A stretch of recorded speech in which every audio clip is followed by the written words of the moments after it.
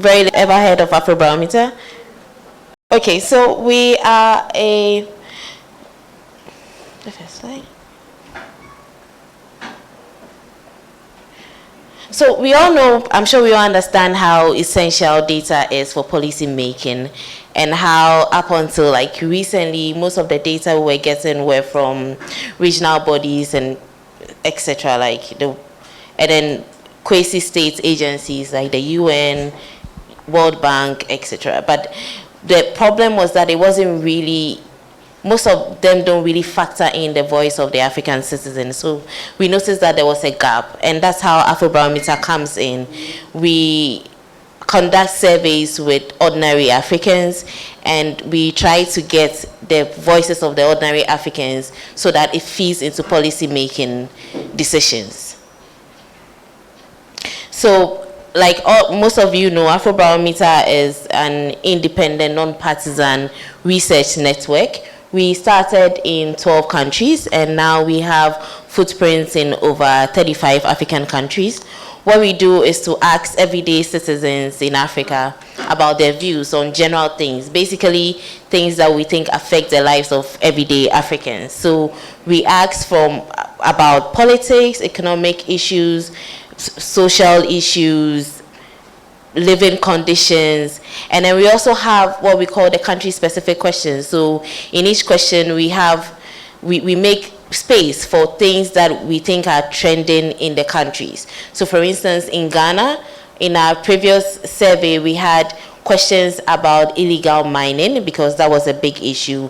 We also had questions about the election of MMDCs, the local government representatives, because that was also a big issue. So in each of the countries, we have these country-specific questions, and then we get the citizens' opinions and then make the data available to everyone, policymakers, governments, international organizations, NGOs, civil society organizations, the media, and then the Africans themselves who answered the questions.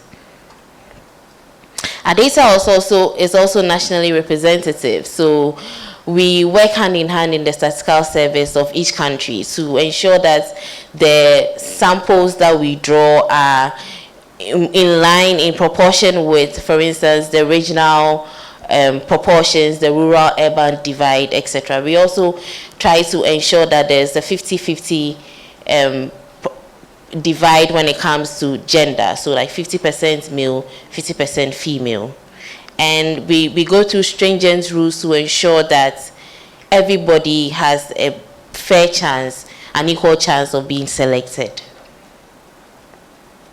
So we are in our 20th year. We started in 1999, and in 20 years we have, I think we made a lot of strides in ensuring that what Africans think is,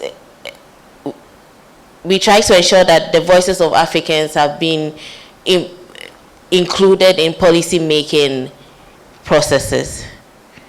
So where does Afrobarometer work? When you look at the graph, you realize that there are different colors, right? The area shaded gray are the places where we have not been able to conduct our surveys yet.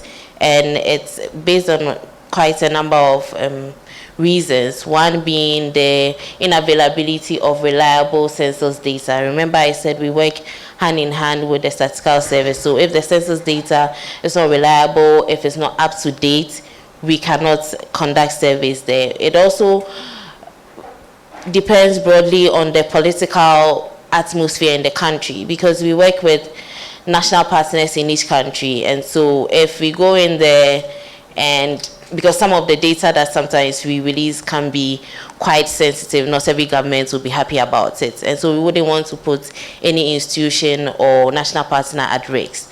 So for instance, Gambia, we only started conducting surveys in Gambia in 2017. That was the first time we conducted surveys in Gambia. And then we are also going into other areas like Angola. We're going back to Sudan in our next round of surveys.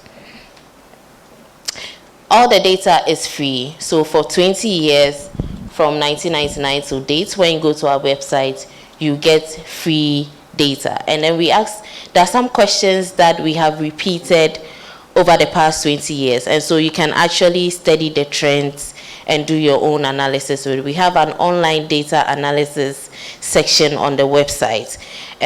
There's no time, so after this, if you want me to run you through it, you can just meet me at the back. I could just quickly, it's very user-friendly.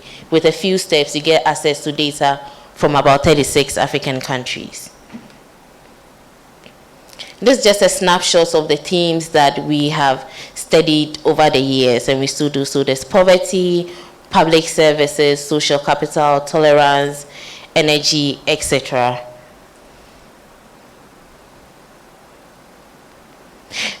Our data has been used, like I said earlier, Afrobarometer data has featured prominently in policy making decision and reforms.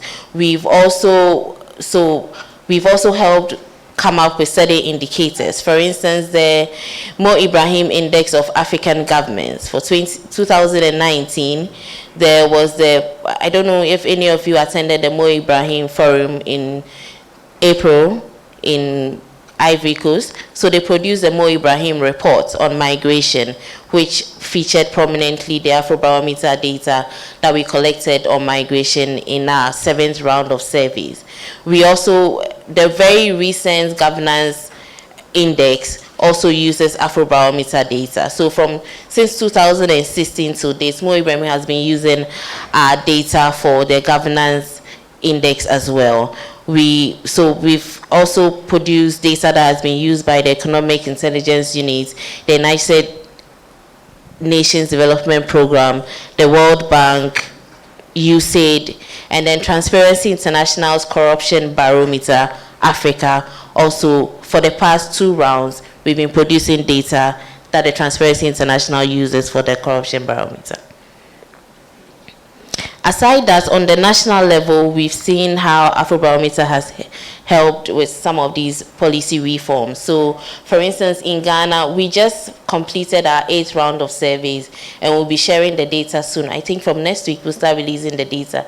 But one of the key things that we did was that the Attorney General's Department contacted us to include 2 of the questions that they wanted to use for their monitoring and evaluation processes. So then we included 2 special questions on access to justice to help the Attorney General's Department. Also, our previous round, there were questions on the election of local government councillors, which has been used extensively by the Ministry of Local Government, even as they do their roadmap and engage stakeholders on the referendum that they are soon going to be having to decide whether or not the position of districts MMDC should be elective. There are several other examples in the countries of how Afrobarometer data has made impact in the policy making space. We also see that continuously government agencies, civil society organizations, media outlets, and even the academia have been citing our data in their research. So like I mentioned earlier, the data is free, and then from the 1st to the 6th round, we actually have geocoded data on the website as well. I'll run you through all that. So here are a few collaborations that we've made. There is the summer school. I just met someone who said he was part of the 2009 Afrobarometer summer school. We organized summer schools to expose civil society organizations, researchers, etc., to statistics and then theories of political science. One thing I didn't mention was that all the 3 co-founders of Afrobarometer are actually political scientists. We've done, so continuously we do these summer schools in the University of Cape Town, Michigan State University, and then we just started one for the French speakers in the University of Bamako. We've also done collaborations with certain universities, training them on how to use our data, etc. Now, when it comes to the dissemination of our findings, we've also done certain collaborations with media and online sites and institutions like World Economic Forum, the Center for Media, International Media Assistance, USAID, UNDP, etc., especially when it comes to the dissemination of our findings. So we have what we call the Pan-African profiles, where we put the data from all the countries together at the end of each round. So recently, for the round 7, each of the Pan-African profiles, we've done it in collaboration with one international body, etc., like the IOM, UNDP, EU, etc. Unfortunately, my time is up.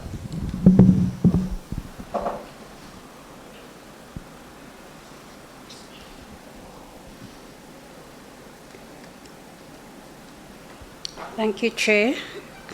If I may start by requesting that we switch off this air conditioner. It is very cold up here. Can you switch off the conditioner? It's next to you. By way of introduction, I am Professor Cheryl Hendricks. I am currently the Executive Director of the Africa Institute of South Africa, based in the Human Sciences Research Council. Prior to that, I was the head of the politics department at the University of Johannesburg. By way of interpreting this question, how do political scientists in Africa work together? I think one wants to take a focus of a past, a present, and a future. I think that since the collapse of the African Association of Political Scientists, that we have made reference to quite a bit in this meeting, we, as political scientists, have been very disconnected. We have worked primarily through other institutions, the African Association in the United States, IPSA, Cadastria, and SAPS to a certain extent. And I think that this has been that this has had an impact on our younger generation. We see that in the kind of work that is being produced. We see that in the kinds of arguments coming forth, even here at this particular forum. And I think that other ways in which we work together is we know, some of us know each other, so we call on each other, please, in this new publish and perish environment, assist with this particular journal article, etc. But very disconnected currently, I think. So there was a time that SAPS also tried to revive UPS. SAPS is the South African Association of Political Science, and that didn't work. It didn't work primarily because SAPS at the time was white dominated and tried to absorb, a national institution tried to absorb a larger continental institution. So that was very problematic, and we shouldn't go down that particular route again. At the time, there were 3 forums, I think. When I was a young political scientist, there were 3 forums. There was SAPES in Southern Africa, the Southern Africa Political Economic Series as a regional organization. There was the African Association of Political Science, and then there was Cadastria as the continental institution that brought us together across disciplines. I think at that particular time, and this is now the 70s and the 80s and very early 90s, the discipline was alive in Africa. We could see its relevance, not only in bringing us together as political scientists and younger scholars, etc., but because we interrogated crucial questions of the time. Right? We were responding to that bigger question of what is it that needs to be done. There was role modeling, so you could interact with the people who held some stature in the political science community of the time. So your Nollies and your Samuel Lechungus and Archie Mafeges, the Mandazas and Barugas, etc. They were all part of it. A younger generation. You'd never come to a place like this and not know who the political scientists of the day were. There was a space in which we could interact. And crucially, too, we did not only come together as political scientists, but we brought in the historians and political economy people, because there was always a healthy mix there. So I guess what I'm saying here is that there was role modeling, but there was also an academic project. And so we were questioning the nature of the African state, the national question, ethnicity in Africa, the gender question as well was there.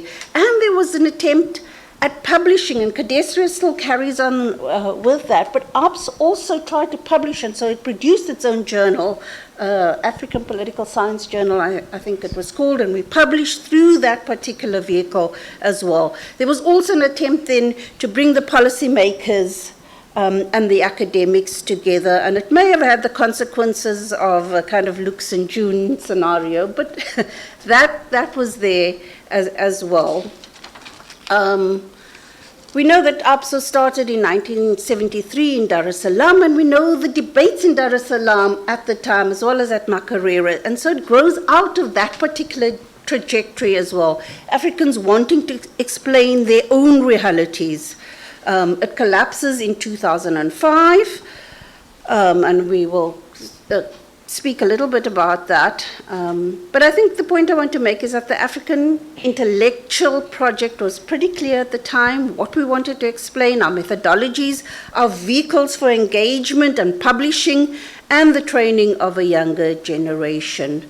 I think that at the time also PanAfricanism, not just in terms of bringing us together from the different regions, but Pan-Africanism as an idea, as an ideology, as a mobilizing forces, but also garnered us here. It was an association that was open both to individuals and the national political science associations as well. Why did it die? We spoke a bit about this yesterday. So it died in South Africa, so it's interesting to see South Africans wanting to resurrect it again. But because of its donor dependency, so when the funds dried up, it suffocated. The big man syndrome, mismanagement there. There was always this idea at the next General Assembly of who was going to be the Secretary General, and interpreted then as my turn to eat as well. Lots of infight. I was very junior at the time, but I remember the kind of infighting that was also taking place there. And then the shift from Zimbabwe to South Africa, I think, was the last straw for that. So how should we work together now? I think that firstly we need to note that we find ourselves in different spaces. We are not, as political scientists, simply located in universities. And so when we reconstruct, not resurrect, when we reconstruct a new organization for African political science, because I don't think you can simply just resurrect this institution. We have to think anew about it. We need to take note of the different spaces in which political scientists find themselves on this continent and see how we can bring them in as a collective. We must not resurrect a bloated structure, a top-heavy structure again. It should be pretty decentralized. I think we need to learn from the new social movements and how they are organizing themselves with no real leadership, but trying to mobilize. Purpose should be at the forefront. The use of social media should be at the forefront as well. And we need to ask ourselves some key questions. Why do we want this network? What is the intellectual project right now? How are we going to support it? How are we going to fund it? Who is going to drive it? What kind of representation is it going to have? There's the opportunity now to do something different, to do something more innovatively. So we need to take that on board. Then I really, by way of conclusion, think it is important for scholars and for us maybe here tomorrow to begin to frame certain questions that will guide this new organization. Some of them, for me, that stand out is we're seeing a return to protest politics on the continent. So what is the nature of our social movements? What are the social justice issues that they're picking up on? A big question at the moment is whether we can see violent extremist groups as social movements as well, and so maybe pick up on that. Can we see these violent extremist groups organizing alternative forms of governance? What are the alternative forms of governance that can be had? I think that in this day and age, we really need to be thinking about a different structure to 55 men representing I just checked it, 1.3.9 billion people on the continent. There has to be a different way in which we organize ourselves. Restructuring of our state-society relations. What is the shift from these grand ideologies of Pan-Africanism to this dominance of implementing frameworks, implementing Agenda 2063? How has this impacted the continent? We've all been very busy, but what is it that we are building? So we spent the last 5 years, for example, trying to silence the guns. The guns are going off louder than ever. There's the unfinished business of colonization, both in its old forms and its new forms. On the peace and security agenda, I spoke about revisiting this particular agenda. So how do we work together? We define our principles, we define our project, we define our structure, and we define our content. She took 2 more minutes. Since you are all South African, I think I will do an average. Caucasian. I realized the time. I was going to refer to 8 platforms that we've been using to do that, and then indicated a number of them are in serious challenge. One of those is the national association. From over 30 associations that existed in the mid 200s, 20,000s, what is it? The mid 2000s. We are now scrambling to just get to 11 associations for purposes of re-establishing APS, so that APS is based on the membership of the National Association, because if it exists at a continental level, without those linkages to National Association, it will again become a fiefdom of a few connected people. And that is it. And then my colleague referred to journals as well. We note that actually the number of journals have actually increased. While some journals have almost collapsed, like the African Journal of Political Science, Revue Africaine, the Science Politique, which was the APS one, and the APS newsletter have collapsed. Others have arisen. For example, Ufo Udige's initiated Ubuntu and Africa and a number of journals. So there is quite a bit that is there.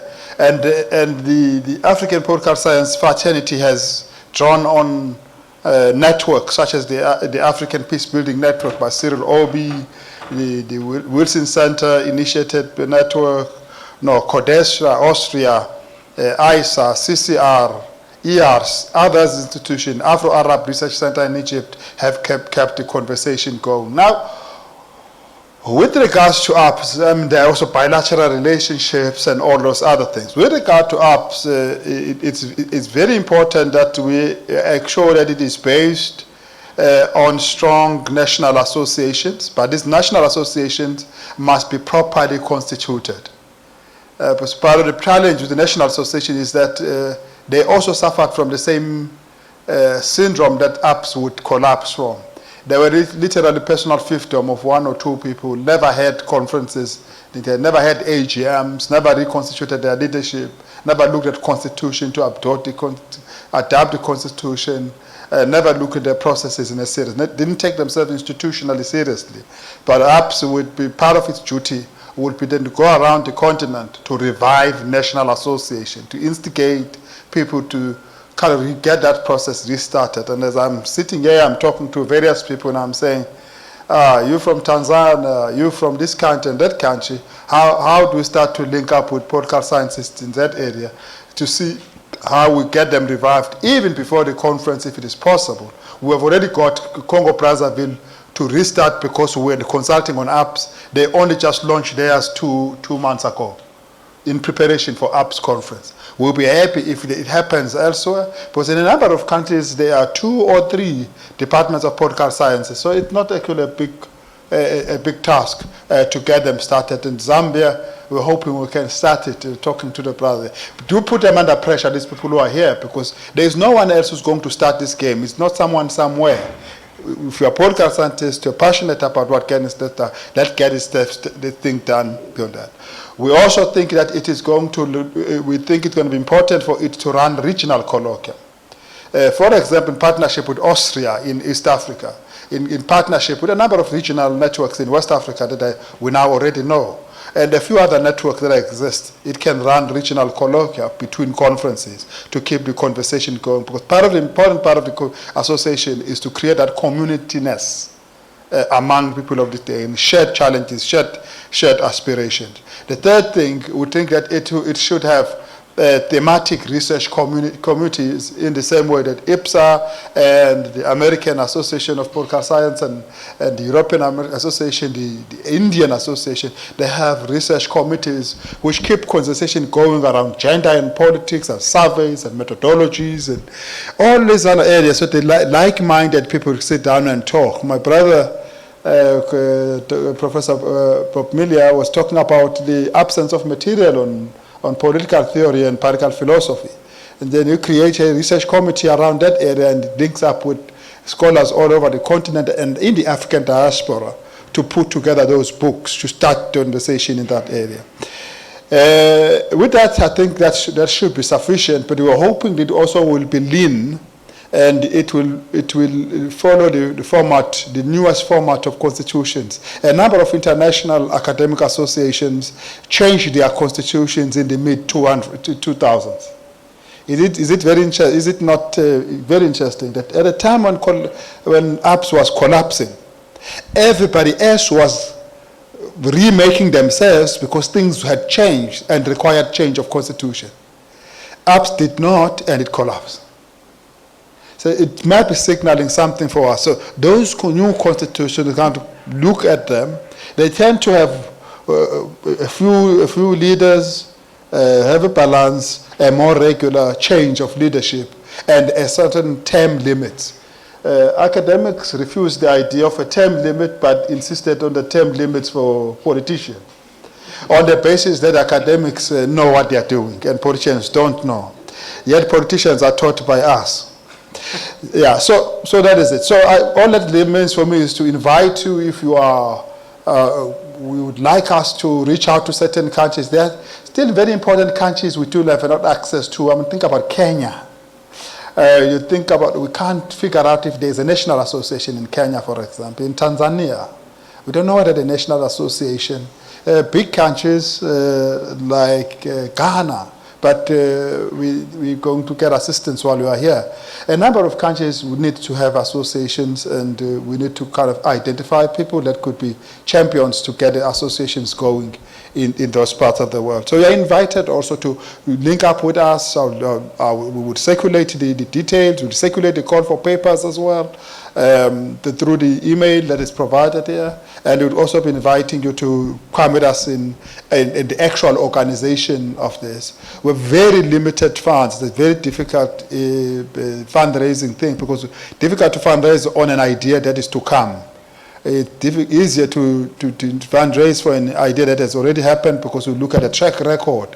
But this one I talk about is something that collapsed. That's why we don't talk about collapse when we talk to those who are potential partners and funders. Some partners are simply going to say, as an institution, we will come and we can sponsor a dinner, or we can sponsor a book prize, or we have books that we have, we will contribute to that. We look for all kinds of support that we can get. So I can piggyback on this thing for us, piggyback on that, to bring that. We can bring a single scholar from our region to come and represent our region in the meeting. We would welcome those ideas. Otherwise, let us meet on the 25th and the 26th of April in 2020 as we get this going, and the work will then begin in earnest. Thank you very much.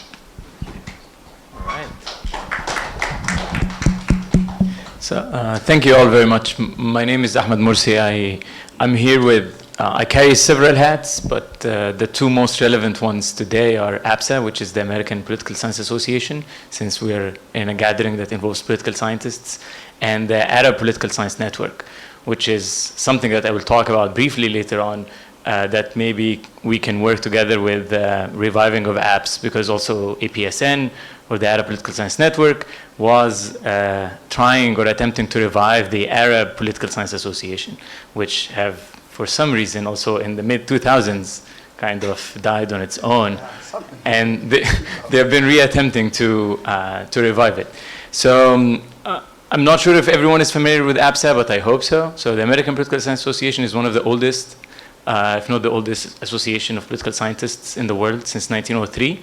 It has over 11,000 members around the world from 100 countries.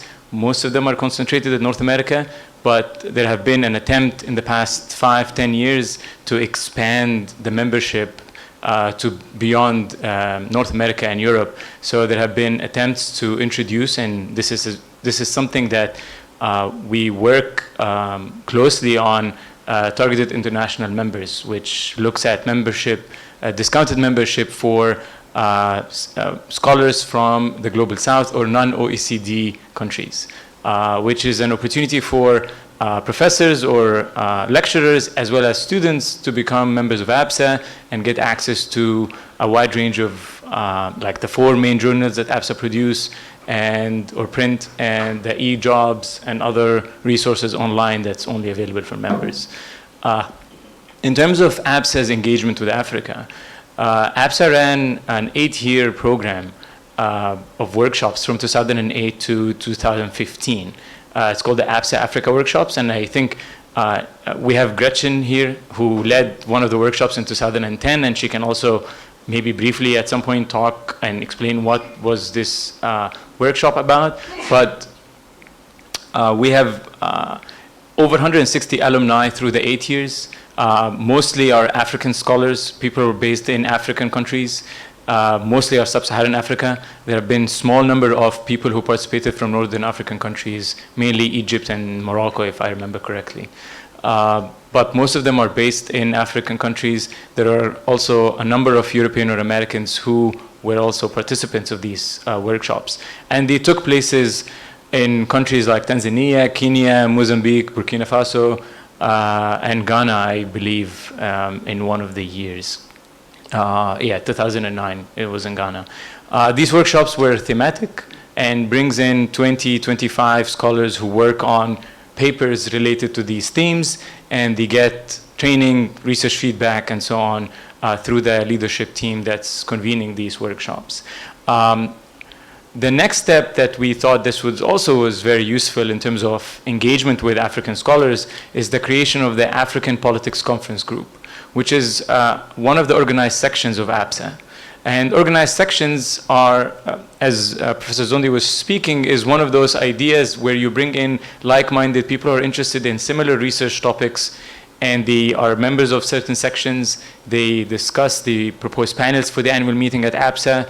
They also, some of those sections produce and publish newsletters. Some of them publish their own journals, peer-reviewed journals. They provide book awards, dissertation awards, best paper awards, and so on and so forth. So it's another way of recognizing people who are working on certain themes and topics that are relevant to political science and the discipline at large. APCG is a section that's open for members who are a member of APSA. So you have to be a member of APSA, and then you can decide to be a member of APCG or any other section. It's another opportunity, again, to engage with scholars who work on African politics issues. Again, I'm happy to talk further about this, and we can discuss how can we also bring in this engagement or the alumni group and the growing number of section members who are interested in African politics, whether they are from the continent or from outside, to be part of the bigger networks like Codesria or the hopefully newer version of the African Political Science Association. Briefly on the Arab Political Science Network. One of the main challenges have been that the fall or the disengagement of scholars of political science in terms of the networks around the Arab world or across the Arab world.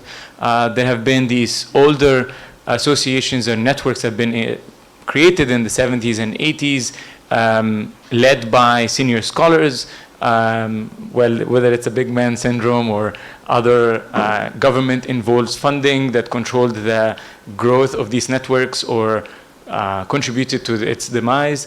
There have been many, many issues with them. The attempt of this Arab Political Science Network is to look at the issue from the bottom up, and younger generation. And it also came out of an APSA MENA program. So like the APSA Africa project there is an APSA MENA project that's still continuing until 2021. And the alumni of that project, again, came together with others in the region and decided to create this network of younger scholars that their sole focus is to look at research skills and methods and teaching skills as well. So the main focus of this network currently is running an annual workshop in the spring that looks at research development for PhD students from the Arab world. It welcomes others from outside the Arab world, but the funding is mostly focused or will prioritize people from the Arab world. And it looks at its thematic annual workshop. One day you get 7-8 papers, you assign a discussant for each paper, they receive 30 or 40 minutes of intense feedback and discussion from the participants. The other workshop is a teaching development workshop, which brings in 12 to 14 lecturers, associate professors, assistant professors who are teaching a specific theme or course, and then they share syllabi, they engage in discussing how they are teaching these themes or topics in their universities, whether it's a public university or a private university, which is another way of engaging with the pedagogy, which is also another area which we have a weakness in terms of creating techniques or tools to engage with students or kind of decolonize the perspective or the theories that we have inherited from our Western maybe scholarship or mentoring and so on and so forth.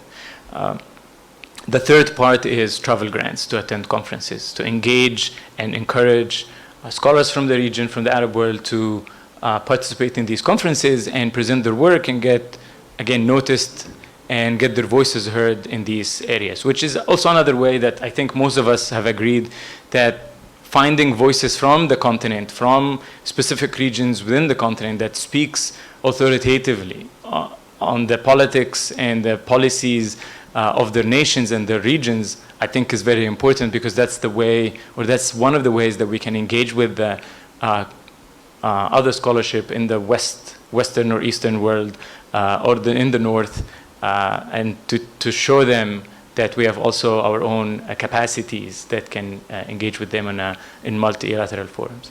Thank you very much. Thank you very much. Really appreciate.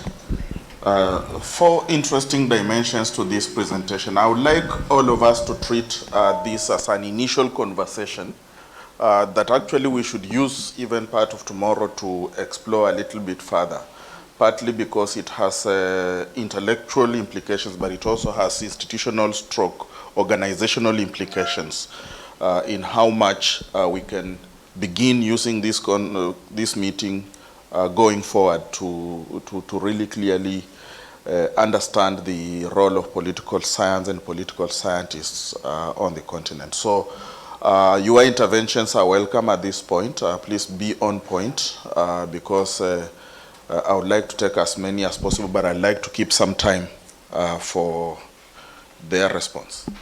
Thank you very much. My question goes to Professor Hendricks or Professor Zondi, or both.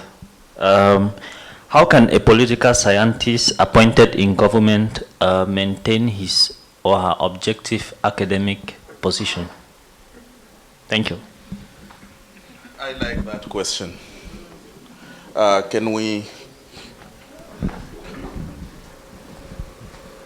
waiting for the response. Yes, thank you. A very quick question. So we've been talking about political science in Africa and how political scientists from Africa work together. And then I see an all Anglophone panel in an almost all Anglophone conference. So that's almost the question. So where are the Francophones, where are the Lusophones, and how are you going to make the connection? Much for the question. I don't think it's their question. I think it's a question for the organizers, and at this point I retire my response and I hand over to Lisa. Any other intervention? Yes, please. So good morning. I'll just make a couple comments about what was referred to, the Africa workshops that were held from 2008 to 2015. And just to say that, you know, I think there can be a lot of cross-fertilization between the national and international political science associations. And we did a workshop in Tanzania focused on gender and politics. And I think the important thing to realize, you know, everything was a partnership. There were 2 directors from Africa, 2 directors from outside. The focus was junior scholars, so I think that's also important to recognize, who applied to participate. And then there were 4 US-based graduate students, and those could also be African scholars as well. And I would just say that, you know, I've had tremendous follow-up with everybody who was part of that workshop, and as a group, there's been a lot of follow-up for all of the participants. George, were you part of one? 2012 in Botswana, okay. And then as mentioned, there was one here in Ghana. Josephine was supposed to be part of ours, but that's a longer story. Anyway, so I would just encourage those kinds of future activities between, you know, these international political science associations.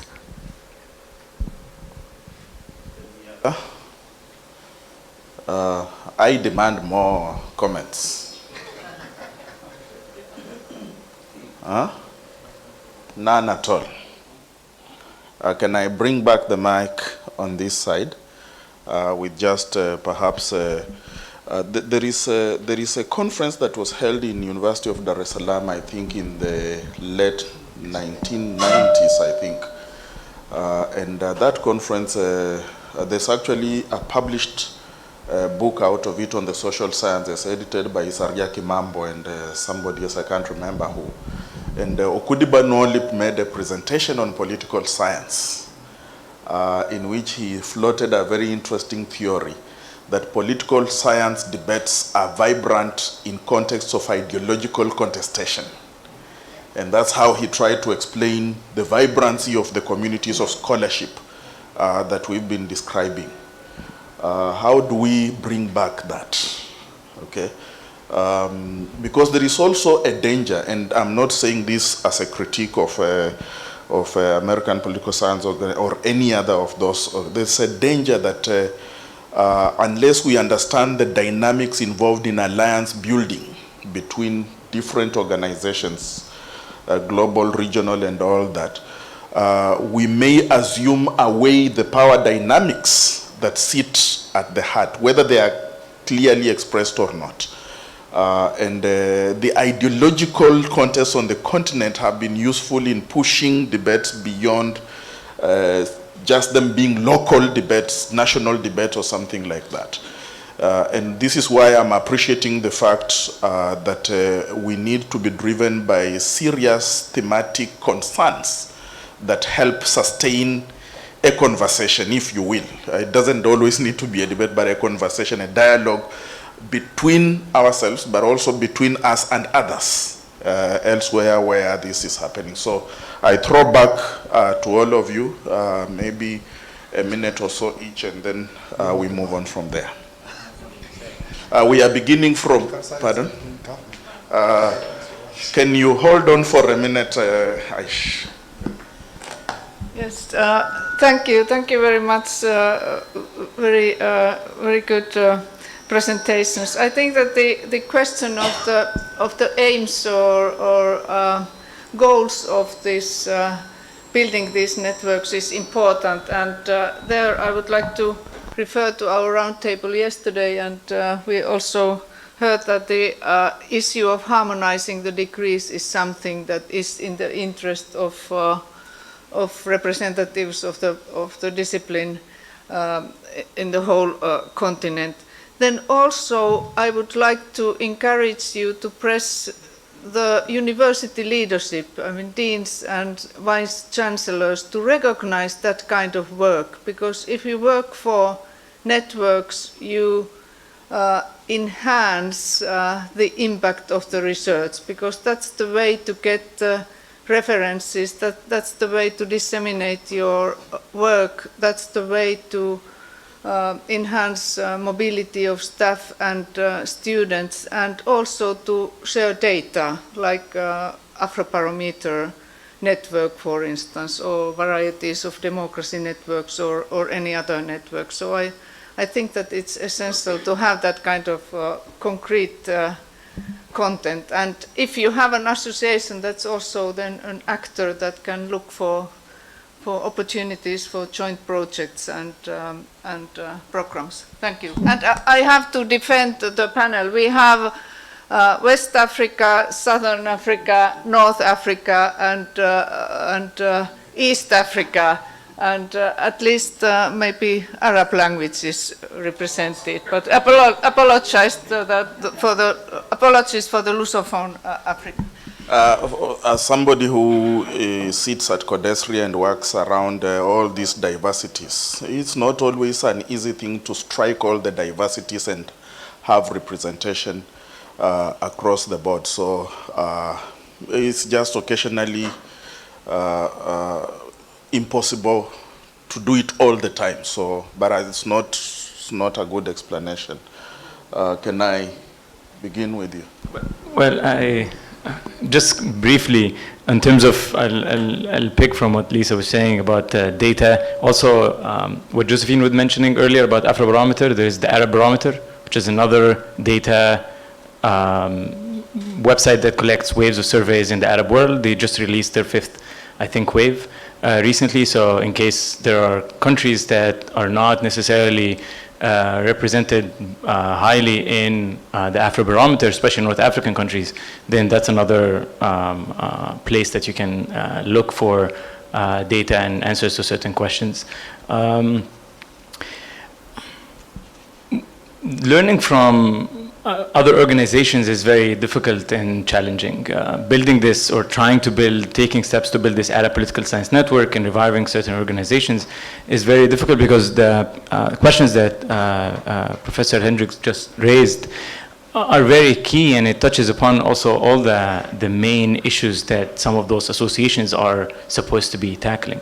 And representation matters, governance matters, the programs that these associations are going to run matters, what type of themes, what type of networks, how it's going to engage with the public, how it's going to engage with governments or higher education ministries or institutions. It has to also recognize that it might represent a line or a certain debate in the discipline or in the public space that might put them in danger in a way, which is something that probably we'll discuss in the next panel in academic freedoms. And it might take away from their personal freedom and academic freedom and so on and so forth. So I think the effort is much needed, and the learning experience, we should learn from other associations in building newer versions of what we had, but also we have to think down the road in the future how the growth of this new organization or revived organization will look like, so we don't have to face the same fate. And briefly on governments and academics, I think one of the countries, not necessarily just Africa, but one of the countries that have this intertwined mix of academics and government is the United States, because of also the relationships that come sometimes between academics who get to work for think tanks and then maybe get tapped in positions in government and then go back to teaching. So it's also another interesting dynamics, and some professors manage to create a line between their academic views, what they have written, and maintain it, and then what their advisory role becomes, whether in a think tank or in a government institution. It's a very challenging situation, and there's no easy answer for it. I think it depends on the individual. It also depends on what areas of research this individual have been engaging with, because certain areas could be less sensitive versus other areas that could be more sensitive and actually come to the forefront of newspaper coverage and media coverage, which puts them in danger and puts also their institutions in danger, whether in the government or in the education institution that they are associated with. So there's no easy answer if someone is looking for an easy one. Thank you very much. The point you are raising, Gordon, is something we should think about as we revive apps.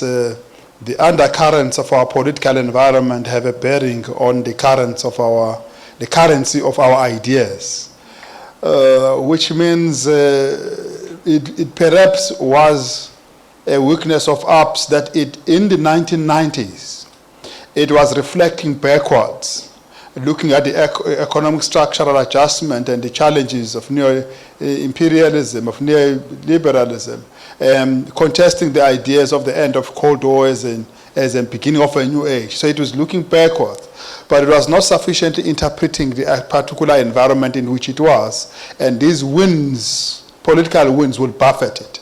For example, the trouble is actually deepening when it is in Zimbabwe, and the Zimbabwean state is facing a particular set of challenges, and they are hosted by an institution linked to the governing party. It's a research institute headed by a person who was an advisor to the ZANU-PF government. That dynamic will cause all manner of challenges. Handed over, moved physically to South Africa, but then get headed by a colleague from, I forgot the professor from Egypt, by the way.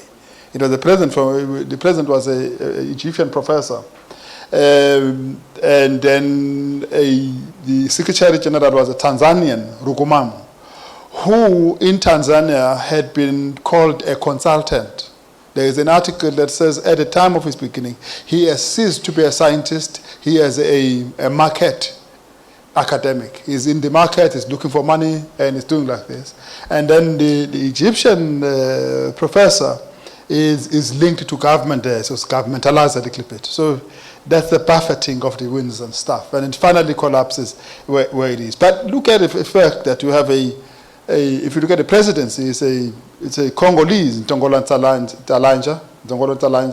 It's an Egyptian, it is the South African that comes after that. And then the Nigerian, Kunda Moore, who ends at it. If you look at the executive secretary, it's the Nigerian Adele Jinadu, it's Joyce Kazembe, who's Zimbabwean.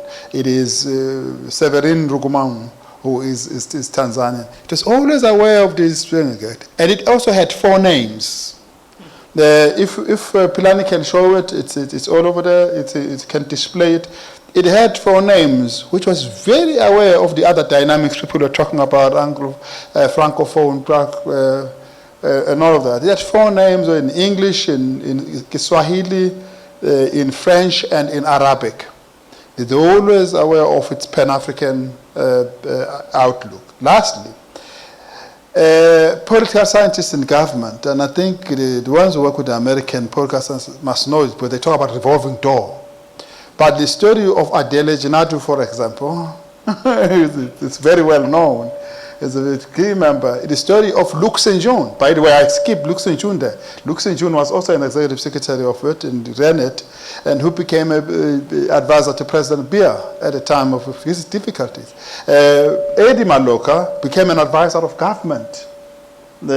So they got caught up in governmentalization. When they got into government, they had to defend a political agenda that every political scientist has difficulties with. Now say, how do you go into government and maintain your objectivity?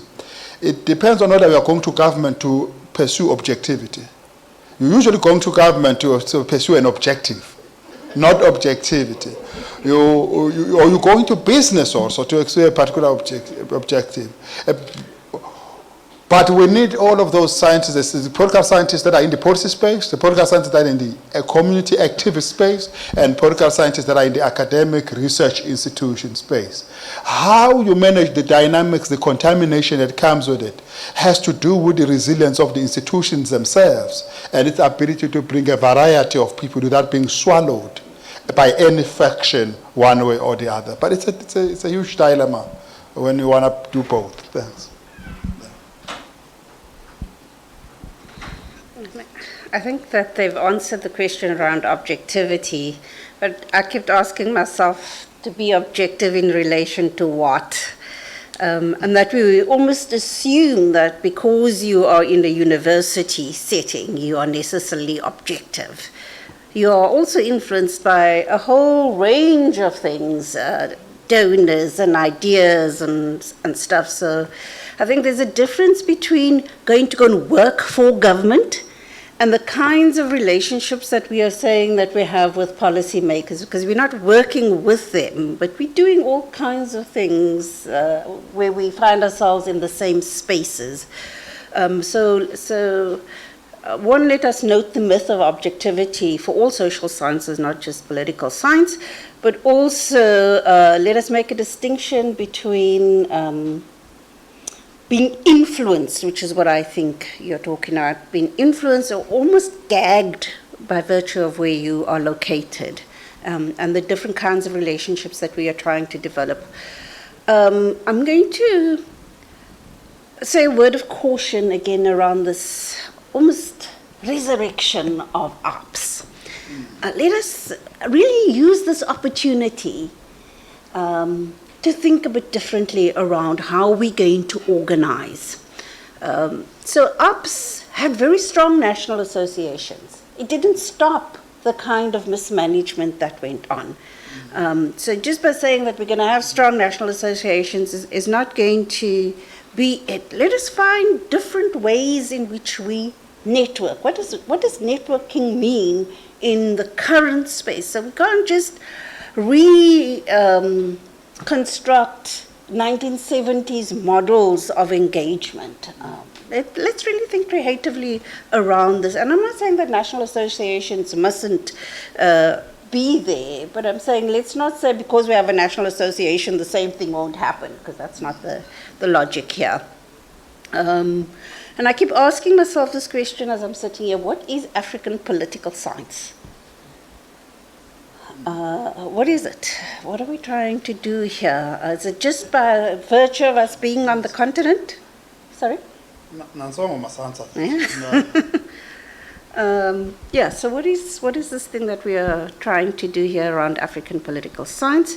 And yes, Godwin, around the ideological contestation that almost drove our agendas there. And we all know that we have had neoliberalism for the past 20 years. We know that it has blunted our thinking, our writing, everything. It's very difficult to contest stuff called good governance and peace and development. How do you even begin to struggle against those kinds of conceptualizations that have an inherent good just in the naming of them, right? So yeah, that's what I want to say.